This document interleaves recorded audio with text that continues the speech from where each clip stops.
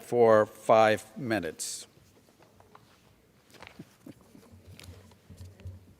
Thank you, Mr. Speaker. I ask unanimous consent to address the House for 5 minutes and to revise and extend my remarks. Without objection, gentlewoman is recognized.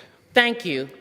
While the American Rescue Plan is changing the course of the pandemic and delivering relief for working families, this is no time to build back the way things were. We in the Virgin Islands can tell you that after suffering not one, but 2 Category 5 hurricanes in 2017. This is our moment to reimagine and rebuild a new economy. Let it be known the American Jobs Plan is an investment in America, that it will create millions of good jobs, rebuild our country's infrastructure, and position the United States to outcompete China and others. Public domestic investment as a share of the economy has fallen by more than 40% since the 1960s. The American Jobs Plan will invest in America in a way we have not invested since we built the interstate highways or won the space race. The United States of America is the wealthiest country in the world, yet we rank 13th when it comes to overall quality of our infrastructure. After decades of disinvestment, our roads, bridges, water systems are crumbling. Our electric grid is vulnerable to catastrophic outages. Too many lack affordable, high-speed internet and quality housing. The past year has led to job losses and threatened economic security, eroding more than 30 years of progress in women's labor force participation. It has unmasked the fragility of our caregiving infrastructure, and our nation has fallen behind its biggest competitors on research and development, manufacturing, and training. It has never been more important for us to invest in strengthening our infrastructure and competitiveness and in creating good-paying union jobs of the future.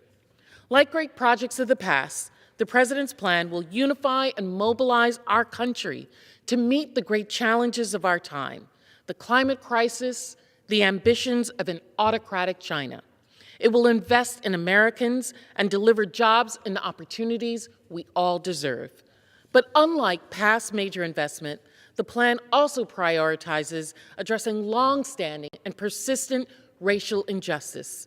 The plan targets 40% of the benefits of climate and clean infrastructure investment to disadvantaged communities. Jobs and family plans assist in creating equity, wealth creation in communities of color, which helps all Americans.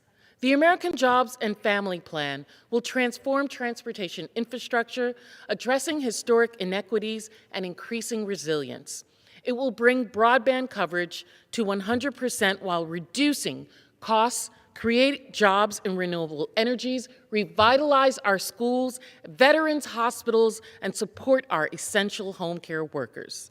The bill will strengthen financial security of working families through an increase in funding for key nutrition initiatives, SNAP, WIC, child nutrition, rural development, including broadband, rental, and other housing initiatives, and access to health care. This will ensure a clean and affordable, secure energy future by investing over $14 billion in clean energy and science, which will create tens of thousands of good-paying jobs. We will also make sure K-12 educational institutions have the resources they need, with robust investment in Title I and special education, Pell Grants, and other financial assistance, so students' success is not limited by their income or their zip code. We will provide strong funding for minority-serving institutions like HBCUs, like my own district in the University of the Virgin Islands, along with Hispanic-serving institutions and tribally controlled colleges and universities.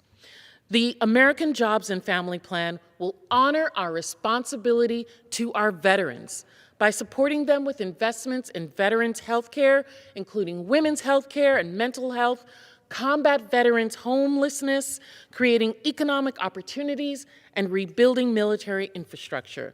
House Democrats are supporting the Jobs and Family Plan, which will advance justice and opportunity, secure opportunities for underserved businesses, low-income communities, communities of color, rural communities, and others too often left behind. Democrats believe that we should invest in what we value as a nation. We are investing in the American people, American economy, and our American values of opportunity, prosperity, and justice for all. I yield back.